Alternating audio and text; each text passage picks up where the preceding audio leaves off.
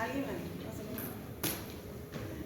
Bueno, aquí les he puesto varios conceptos de diferentes textos que los vamos a ir analizando. Ustedes tienen que aprender, uno no es cualquiera de estos, ¿sí?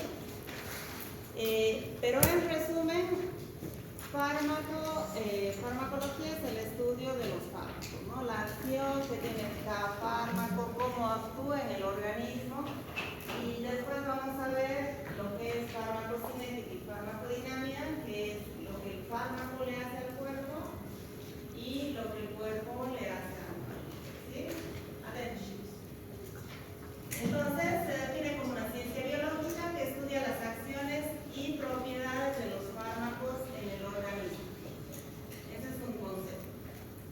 Otro concepto sería que es una ciencia que estudia la interacción de los biofármacos xenobióticos con los sistemas biológicos y la forma como modifican las funciones a través de reacciones bioquímicas, presencia física o comportamiento físico-químico. En general, lo que hacen los fármacos es modificar las funciones que tenemos nosotros o reemplazarlas también. Por ejemplo, si tengo un paciente diabético que no produce insulina, entonces yo tengo que reponer esa insulina. En caso de que sea una diabetes tipo 1, porque el paciente no la produce. Entonces le administro insulina vía subcutánea, generalmente puede ser que no. Pero si es que es una diabetes tipo 2, significa que hay una resistencia a la insulina. Quiere decir que el cuerpo no puede utilizarla de manera adecuada. Entonces, en ese caso utilizo antidiabéticos orales. ¿Y para qué nos sirven los antidiabéticos orales? Hay algunos que nos aumentan la producción de insulina y hay otros que son sensibilizadores, que mejoran la captación de insulina. Entonces van a modificar alguna función que tiene ya el cuerpo. Generalmente no crean nuevas funciones, sino solamente las modifican. Pueden, por ejemplo, los antibióticos. Los antibióticos pueden ser, hay algunos que inhiben el crecimiento bacteriano y hay otros que producen lisis de la bacteria o muerte de la bacteria, ¿no? Esos son dos conceptos. Aquí tienen otro concepto que es una ciencia biomédica que estudia el origen, que estudia las propiedades físico-químicas de los fármacos y las interacciones del fármaco en el organismo. Cuando administramos varios medicamentos, ya vamos a ir viendo que estos van a interaccionar entre sí, ¿no? Hay fármacos que no se pueden administrar juntos porque antagonizan su acción. Hay otros que producen una sinergia de acción, o sea, aumentan la acción. Por ejemplo, en el caso de los antibióticos, cuando juntamos, hay un medicamento que se llama cotrimoxazol, no sé si alguna vez han escuchado, que se junta dos fármacos, una sulfa, que es el sulfametoxazol, con el trimetoprimo. ¿Y cuál es el objetivo de juntarlos? Que sinergice la acción, que tenga una mayor acción contra la bacteria. ¿Ya? También se define como una ciencia que dispone de las técnicas y métodos para demostrar científicamente que una sustancia tiene actividad farmacológica y efectos adversos aceptables para el hombre. Todos los fármacos tienen efectos adversos. Entonces, yo cuando estudio un fármaco tengo que conocer estos efectos adversos. Por ejemplo, si administro un AINE. ¿Qué es un AINE? ¿Alguien sabe? ¿Ha escuchado? AINE es un antiinflamatorio no esteroideo. Es un tratamiento del dolor, ¿no? Después de ibuprofeno, diclofenac, lo que más se utiliza. Entonces, si administro un AINE, ¿qué es lo que me va a producir como efecto adverso? Va a producir lesiones a nivel del estómago, porque son gastrolesivos. Puede producir también nefrotoxicidad, ¿ya? Son nefrotóxicos. AINES no puedo administrar por mucho tiempo por estos efectos adversos. Otro concepto es que estudia los fármacos y tiene una connotación clínica cuando estos son utilizados para diagnóstico, prevención y tratamiento. Los fármacos no solamente se utilizan para tratamiento, como les he dicho, ¿no? Tratamiento de diabetes, tratamiento de infecciones, también se utilizan como prevención.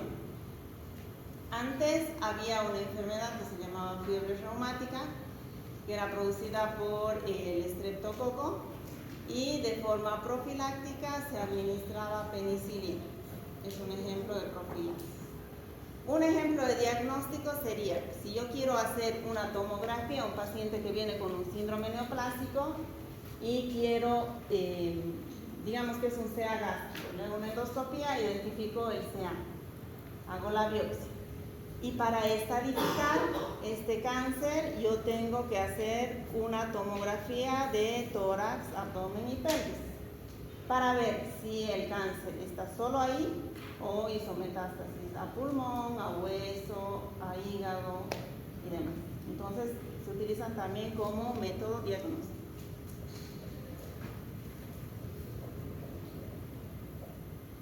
La farmacología clínica se define tanto como ciencia y como especialidad médica. Como ciencia estudia la acción de los fármacos sobre el organismo y la del organismo sobre el fármaco, tanto en personas sanas como en personas enfermas.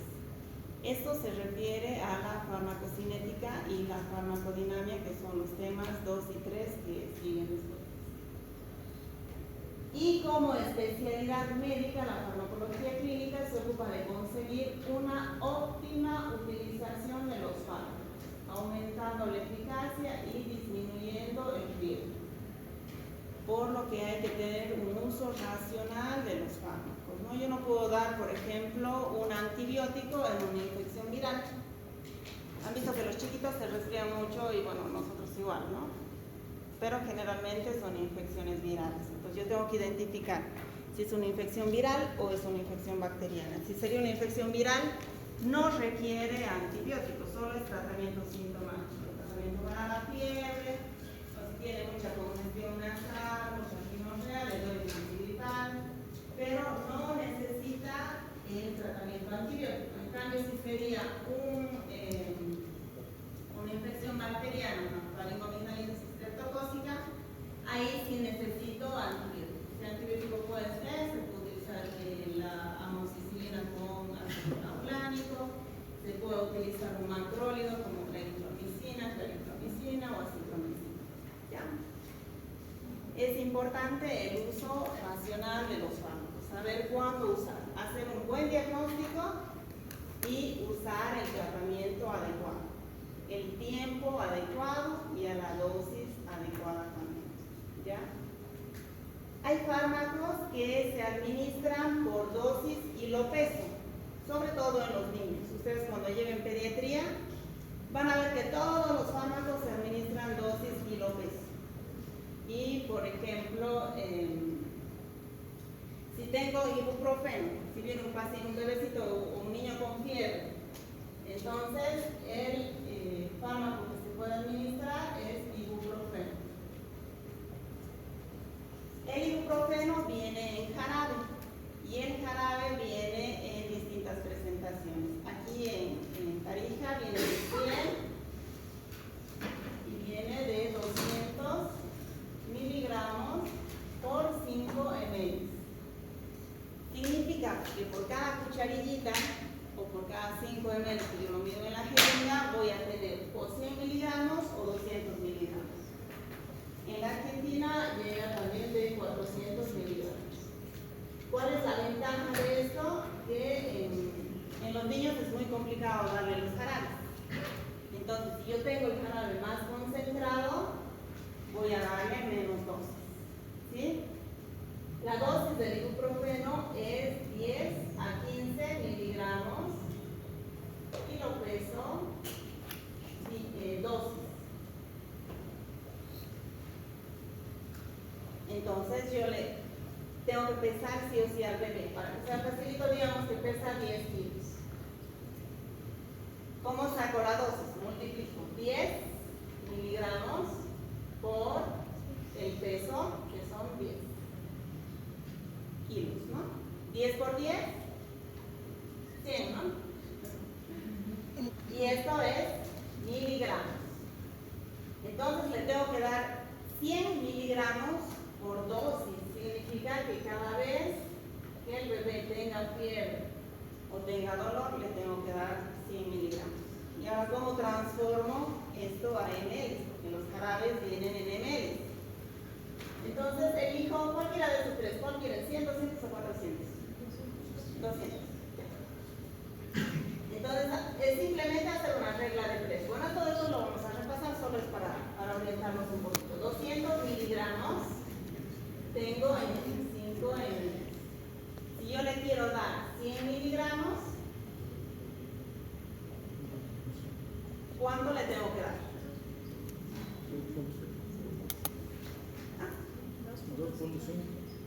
2.5, ¿no? 100 por 5, 500, entre 200, ¿cuánto? 205. 2.5, ¿o no? 2.5. 500 entre 200. 2.5. ¿Sí? Entonces, le digo a la mamá, cada vez que el bebé tenga fiebre o llore, le doy 2.5 ml. Y ya después, si el bebé tiene mucha fiebre, le puedo administrar cada 8. ¿Ya? Aquí vamos a ver algunos conceptos de fármaco, medicamento, xenobiótico. Un xenobiótico es una sustancia con categoría de fármaco, medicamento, droga, tóxico, toxina, veneno o sustancia ambiental que va a actuar con los sistemas biológicos de la persona. Medicamento es toda sustancia ajena al organismo que ejerce un efecto biológico a través de cambios bioquímicos y procesos fisiológicos. Por lo general se trata de moléculas farmacológicas diseñadas por ingeniería química que busca producir algún cambio en el paciente, que sea controlable, ¿no? Y fármaco es una sustancia de origen diverso o principio activo obtenido de extractos vegetales que se emplean con propósitos preventivos, terapéuticos, diagnóstico o de control de las patologías, ¿no? Lo que les decía anteriormente. Aquí hay otro concepto, droga, remedio y biofármaco. Droga, los americanos lo definen como drug, igual que medicamento, ¿no?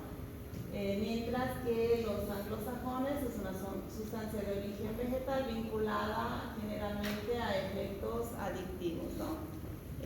Como cocaína, heroína, se refiere más que todo a eso el droga. Luego los remedios son recursos de carácter empírico, no siempre farmacológico, que está vinculado a las costumbres, ¿no? Son, por ejemplo, los matecitos, ¿no? Mate de manzanilla, mate de anís, lo que se utiliza a veces para los dolores.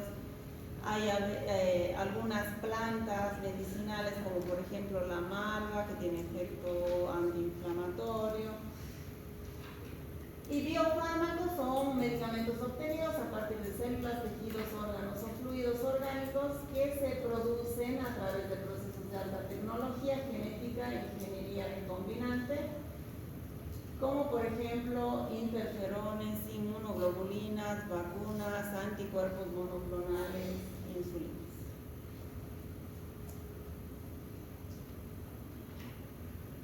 Están también los toxones, que es el nombre genérico para sustancias de cualquier origen cuya presencia en los seres vivos van a producir efectos nocivos. Y está el tóxico, que pueden ser también algunas sustancias o también fármacos que son administrados en dosis muy superiores a las terapéuticas, que van a producir algún daño en el paciente o en la persona. Luego las toxinas generalmente son proteínas, son sustancias de origen microbiano, parasitario, que van a producir haber alguna lesión en los sistemas biológicos. Y los venenos también, ¿no? Sustancias que a pequeñas cantidades van a ser tóxicas para las personas. La farmacología es una ciencia que deriva de la fisiología. Y esta farmacología tiene varias ramas.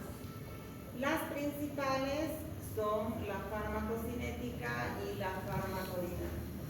Están también farmacognosia, la toxicología, farmacogenética, farmacovigilancia, farmacología molecular, farmacología clínica, farmacología económica, experimental. De todas estas vamos a desarrollar solamente dos, que son farmacocinética y farmacodinámica. Farmacocinética estudia lo que le ocurre al fármaco en el organismo, desde que el fármaco ingresa hasta que es eliminado. Y esta farmacocinética tiene, bueno, algunos textos indican 5 y otros indican 4, ¿no? Que sería liberación, absorción, distribución, metabolismo y excreción. Y hay otros que no incluyen liberación. Entonces se lo abrevia como LACME cuando se incluye liberación o como ACME cuando se excluye esto. Y en resumen son los efectos que tiene el organismo sobre el fármaco. ¿Qué es lo que le va a producir el organismo al fármaco? Cómo se va a absorber, cómo se va a metabolizar, cómo se va a excretar. Y la otra es la farmacodinamia. Bueno, aquí están las partes que les mencionaba, que puede ser ADME o LADME. Y esto es farmacodinámica, que es lo contrario, ¿no? Los efectos que tiene el fármaco sobre el organismo. Se encarga de estudiar las acciones y los efectos de los fármacos sobre los distintos aparatos, órganos y sistemas y también los mecanismos de acción que tiene cada fármaco sobre el organismo.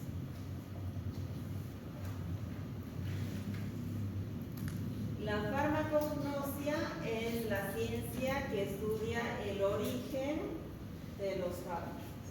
Es decir, la materia prima, principios activos. Los fármacos se pueden obtener de los vegetales, de origen animal o de origen mineral o también biotecnológico.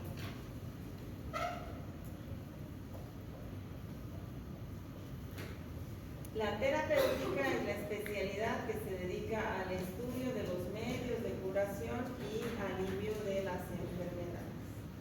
Es cómo yo voy a hacer el diagnóstico adecuado y cómo voy a dar el tratamiento que el paciente necesita para la patología. Y el principal objetivo es conseguir la curación del paciente y tratar de evitar más secuelas. La farmacología aplicada estudia las indicaciones. Las indicaciones son en qué patología se va a dar determinado medicamento. Por ejemplo, si yo digo indicaciones de amiodarona. Amiodarona es un antiarrítmico que está indicado en taquicardia supraventricular. Esa es la indicación. Muchos se confunden con lo que yo le voy a explicar al paciente. Entonces yo les digo indicaciones de tal fármaco en el examen. Y me pone si decirle al paciente que dé cada 8 horas, 5 días. No es eso. Son las patologías en las cuales yo voy a recetar determinado fármaco. Estudia también las contraindicaciones de los fármacos. Cuando vayamos viendo a detalle cada sistema, vamos a ver que los fármacos están contraindicados en algunas patologías, ¿no? Por ejemplo, si yo tengo que anticoagular a un paciente, ya sea por vía oral o por vía parenteral, vía oral warfarina, por ejemplo, parenteral heparina o enoxaparina, tiene contraindicaciones absolutas y relativas. Contraindicación absoluta, una hemorragia digestiva, por ejemplo, o un ACV. Si el paciente ya tiene algún tipo de sangrado, no lo puedo anticoagular para que sangre más, ¿no? La vía de administración. Los fármacos se administran por vía oral, por vía parenteral, por vía subcutánea, por vía sublingual, por vía rectal, tópica, ocular, óptica.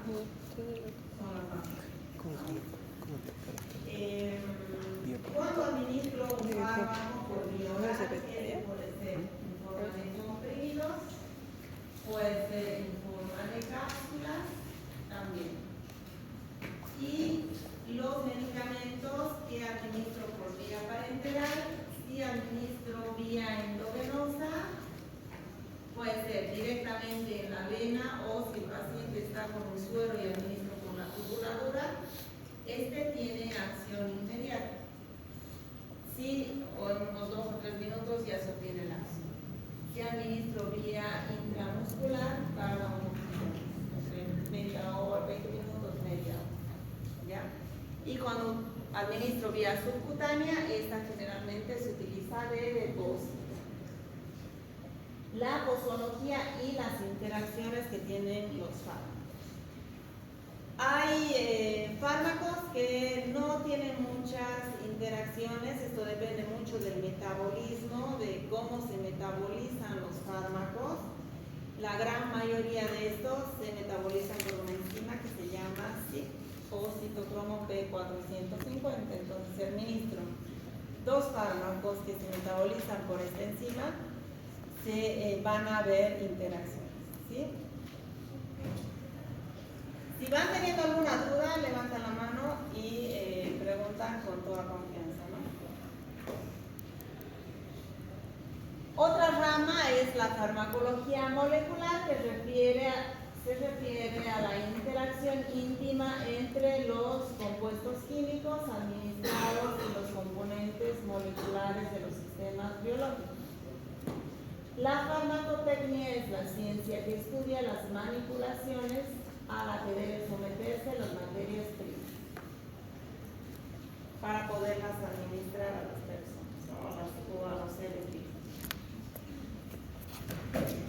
La farmacoepidemiología es una ciencia que trata de recoger, vigilar, investigar y evaluar la información sobre efectos de los fármacos. Los epidemiólogos hacen estudios de vigilancia sobre todo, ¿no? Donde van viendo cómo se comporta un medicamento. El medicamento, antes de comercializarse, se hacen estudios clínicos, primero en animales, pasa un tiempo, después en las personas, después se comercializa y ahí se va viendo también los efectos a largo plazo, ¿no? Entonces, la farmacoepidemiología se ocupa del estudio de eso. Y está muy en relación con la farmacovigilancia y la farmacoeconomía. La farmacoeconomía estudia el costo-beneficio de los fármacos, ¿no? Si es que yo atiendo a un paciente de escasos recursos, no le puedo dar un fármaco de un laboratorio que sea caro. Por ejemplo, los laboratorios Vago son muy buenos medicamentos, pero el precio es excesivo, ¿no? Son carísimos.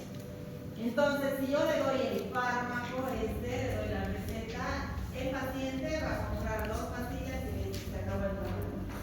Entonces, tengo que ver si mi paciente puede acceder al fármaco que yo le voy a dar. Ahora tenemos el seguro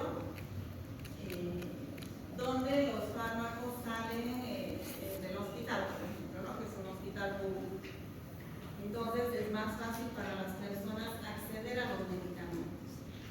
Muchas veces estos medicamentos no son los mejores, porque a veces son productos, por el precio, se compran productos hindús, chinos, que no son tan eficaces y que no tienen la cantidad de fármaco que se necesita, ¿no? No son bioequivalentes, que vamos a ver más adelante. Y la farmacovigilancia estudia el empleo de los fármacos a corto plazo, a mediano plazo y a largo plazo, sobre todo los efectos adversos que van a tener estos fármacos en las personas. La farmacogenética estudia la influencia de la herencia o la variabilidad genética sobre los efectos de los fármacos. Hay ciertas patologías genéticas que contraindican el uso de algunos fármacos, ¿no? Hay pacientes que tienen, por ejemplo, un déficit de una enzima que se llama glucosa 6-fosfatodeshidrogenasa, que hace que el paciente no pueda metabolizar de manera adecuada ciertos fármacos. Entonces, es importante también conocerlo.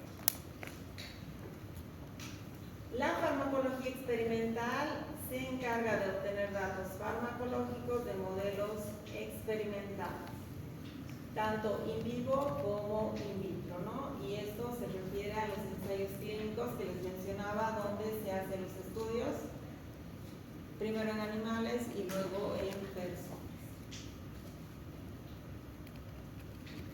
El gran problema de esto es que no se hacen estudios en todo tipo de personas, ¿no? Por ejemplo, en mujeres embarazadas no se pueden hacer ciertos estudios, entonces solamente se hacen animales y por eso no se sabe con cabalidad si el uso de cierto medicamento es adecuado o no en la persona embarazada. Hay una tablita que clasifica a los medicamentos para uso en el embarazo en 5, A, B, C, D, E, donde los medicamentos clase A se pueden administrar sin ningún problema a las embarazadas, que hay poquísimos en este grupo.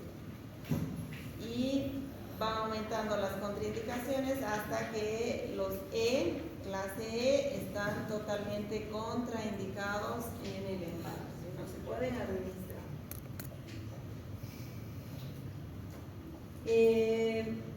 Droga o fármaco o medicamento es cómo se encuentra exactamente en la naturaleza, ¿no? Por ejemplo, la belladona. Hay ciertos fármacos que se obtienen de plantas, como por ejemplo los opioides, que se obtienen del Papaver somniferum, se llama la planta, y hay diferentes tipos de opioides. Uno de los más conocidos, la morfina, que han debido escuchar, morfina, metadona, tramadol, codeína, loperamida y demás. Todos estos se obtienen de esta planta y algunos también sintéticos, ¿no? Y principio activo es la parte del medicamento que tiene la acción, que va a tener la actividad farmacológica, ¿no? Un medicamento viene el principio activo, que es la parte que uno obtiene la acción, y viene, se me dio el nombre, principio activo y viene con, ¿alguien sabe?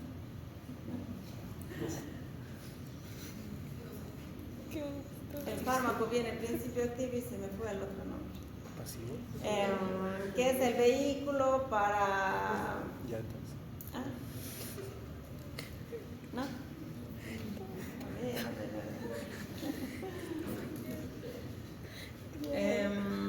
Y el excipiente, que puede ser glucosa, azúcar de los jarabes para que los niños puedan tomar el equipo, ¿no? Aunque tiene el principio activo que es el sabor amargo que tiene el fármaco. Y también el excipiente hace la forma de, en el caso de los comprimidos, de que sea un caso de las cápsulas, el polvito que viene adentro de las pastillas efervescentes. ¿Está ahí? No. También. Todos los medicamentos tienen principio activo y tiene el excipiente. Todos. Los fármacos, ya en alguna parte anterior les había dicho que se obtienen de plantas o de origen animal o de origen vegetal y estos se clasifican como naturales. De origen animal, como por ejemplo la insulina, que antes se obtenía del cerdo, ahora ya no, porque tenía muchos efectos adversos. De origen vegetal, digital y óptimo. Digital es los digitálicos, que son dos, digoxina, digitoxina. Estos fármacos, la dioxina se utiliza para el tratamiento de pacientes con patología cardíaca en insuficiencia cardíaca, porque es un inotrópico positivo, es decir, que hace que el corazón tenga mayor fuerza.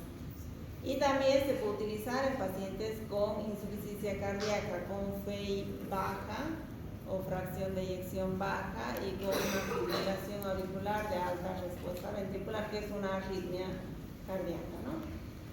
Y del opio, los opioides que les decía, ¿no? Que es un tratamiento del dolor. De origen mineral puede ser yodo, sales de calcio y hierro. Cuando un paciente tiene anemia, le hago yo los análisis, primero veo la hemoglobina baja y veo los valores hematimétricos, ¿no? Si es microcítica hipocrómica, yo sospecho que sea una anemia ferropénica. Entonces solicito un perfil férrico que tiene transferrina, sideremia, porcentaje de saturación de transferrina y hago el diagnóstico de anemia ferropénica. Entonces, ¿cuál es el tratamiento? Administrarle hierro. Y el hierro se obtiene de origen mineral. Luego están los semisintéticos, que pueden ser producidos por fermentación, como vitaminas, antibióticos, aminoácidos. Los que son producidos por ingeniería genética, como insulina recombinante, que les decía que esta es la que se utiliza ahora, no la que se obtenía del cerdo. Y los que se obtienen de forma natural y se transforman en laboratorio. Esos son los semisintéticos, ¿no? Ejemplo, el estradiol y el etinilestradiol, que son hormonas femeninas que se utilizan en los anticonceptivos orales o como terapia de reemplazo en la menopausia también. Los sintéticos son los fármacos que se obtienen de materias primas no activas que se transforman químicamente en procesos activos, o sea, se obtienen directamente por producción en los laboratorios. Y los biotecnológicos, que estos se han aumentado, son obtenidos de vacunas, derivados sanguíneos, hormonas, interferones. Hay distintos tipos de vacuna que nos sirven como prevención de diferentes patologías, ¿no? Y esto ha hecho que se vayan erradicando algunas enfermedades, como por ejemplo el sarampión, que estaba erradicado, pero gracias a las personas, al grupo de personas que son antivacunas, han vuelto a aparecer casos de sarampión, ¿no? Por ejemplo. O vacunas contra la hepatitis A, hepatitis B, influenza, COVID, que ha estado de moda últimamente, y demás.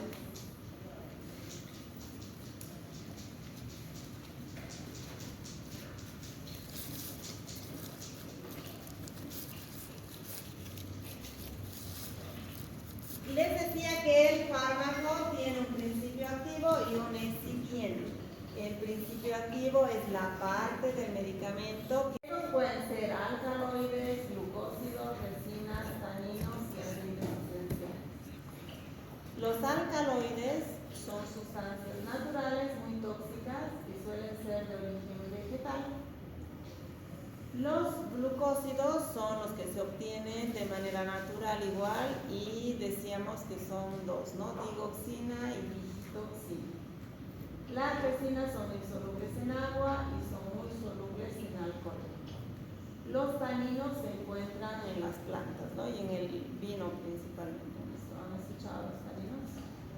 Los aceites esenciales se obtienen por destilación de plantas, ejemplo, mentol o geranio.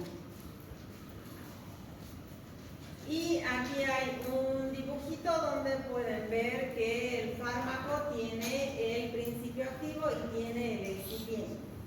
¿Qué es el excipiente? Son sustancias inocuas que no tienen efecto, ¿no? Solamente sirven para vehículo, posibilitan la preparación y estabilidad y algunos son de declaración obligatoria, ¿no? Dependiendo del tipo de fármaco, ya el laboratorio elige uno u otro excipiente que pueda utilizar. Luego, en lo que se refiere a la nomenclatura de los fármacos, el nombre codificado es el nombre que le dan los investigadores cuando están en los ensayos clínicos, ¿no? Que son generalmente así en letras, que luego uno ya no los conoce, solo ellos mientras está en estudio el fármaco. Entonces, esos son los intereses. Luego está el nombre químico, que puede ser, ahí está el ácido oxoacetil parabenzoico. Otro ejemplo de nombre genérico es el ácido acetilsalicílico, que el nombre comercial es aspirina. El nombre comercial es el que le da el laboratorio que produce el fármaco. Pero nosotros deberíamos hacer siempre la receta en nombre genérico y podemos poner entre paréntesis el nombre comercial. La industria farmacéutica es una industria millonaria donde ellos, mediante los visitadores médicos, lo que hacen es van, buscan al médico y dicen: doctor, tengo este medicamento que es mucho mejor que este, para que no me recete el fármaco, ¿no? Y lo que no está bien, pero que sí pasa, es que te dicen: bueno, si usted me receta esto, yo le pago un viaje a una cana. O le regalo un escritorio para su consultorio, una camilla, qué sé yo. Y así es. Así que todos. ¿De qué laboratorio? ¿De qué laboratorio? De todos los laboratorios. Hay algunos que dan más, otros que dan menos. Por ejemplo, ya les voy a pasar el dato. Bien, Doc. Entonces, los laboratorios más caros, que los medicamentos son más caros, ellos son los que dan más. Entonces, te pagan, digamos que tengo un curso yo en México, me pagan el pasaje. Y hay otras veces que te pagan el pasaje, te pagan la estadía, te pagan la inscripción y demás. Y hay algunos médicos que no es ético en realidad, no aceptar, pero hay algunos que se hacen poner todo su consultorio. Si es que necesito una tele, necesito un escritorio, una camilla, que no saben. Pero bueno, eso pasa con los nombres comerciales. Entonces, por ejemplo, si tengo amoxicilina con ácido clavulánico, sería nombre genérico. Y tengo laboratorios INTI, Pentra, KC, o tengo en laboratorios Vago y BL Duo. Estos son los nombres comerciales. ¿Ya?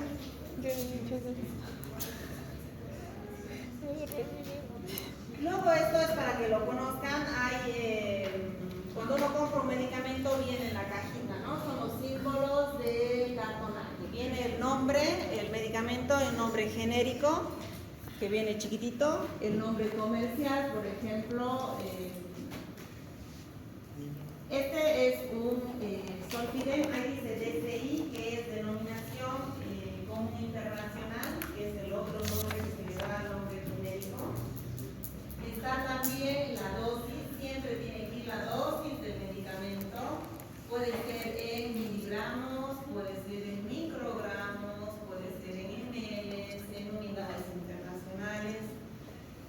está la vía de administración, ahí dice vía oral, puedes decir endovenosa, intramuscular, subcutáneo, el nombre del laboratorio y los símbolos que en la siguiente diapositiva está, después ya cuando les pase lo van a ver con mayor detalle, ¿no? ¿Qué significa cada símbolo que aparece en la cajita del medicamento?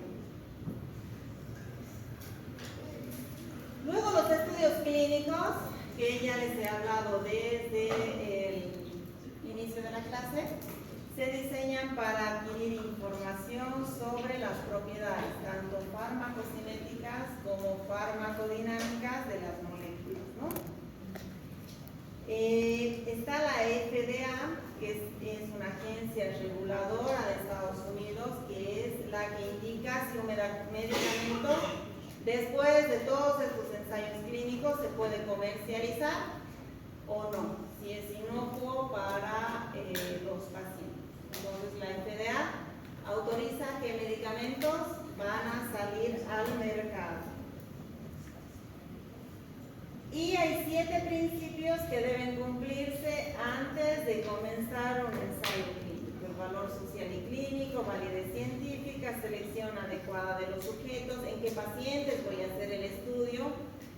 A veces yo elijo un grupo de pacientes que va a recibir placebo, un medicamento que no tiene acción, y el otro grupo que sí va a recibir el medicamento que está en estudio, ¿no? Por ejemplo, si estoy estudiando un antihipertensivo, entonces elijo pacientes hipertensos, los divido en 2 grupos y estos pacientes les doy solo placebo, entonces no les voy a bajar la presión, ¿no?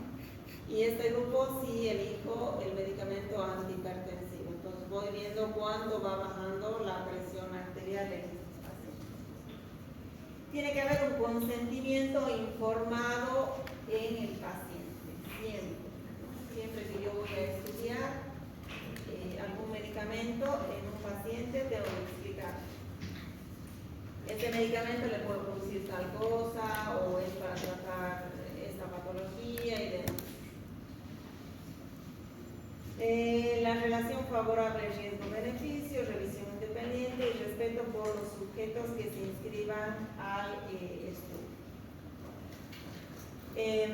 ¿Cuándo hago yo un estudio de estos ensayos clínicos? Hay 4 fases que se clasifican, digamos, fase 1, fase 2, fase 3 y fase 4, atiendan, y se va viendo cuántos pacientes se van eligiendo por estas fases, ¿no? Por ejemplo, si tengo la fase 1,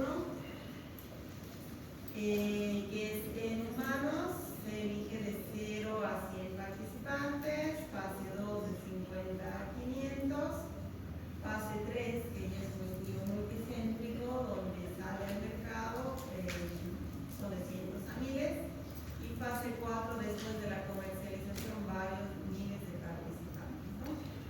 Ahí también les indica cuánto tiempo dura más o menos cada fase y lo que se va haciendo en cada fase en particular. Y en la última línea, la tasa de éxito que tienen los fármacos que usamos en estos pacientes. Esto es, bueno, lo mismo.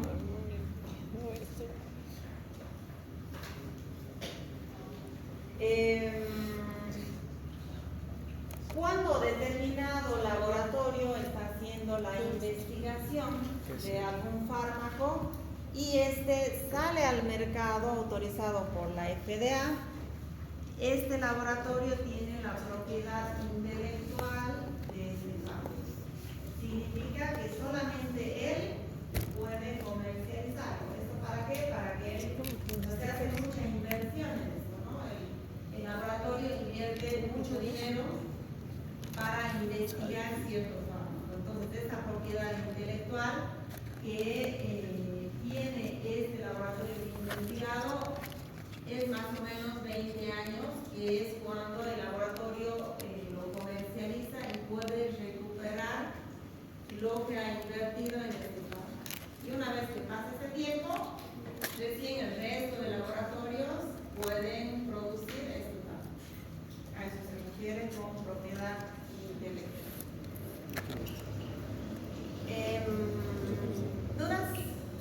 entendido? Más o menos. No tengo todavía el sistema para pasarles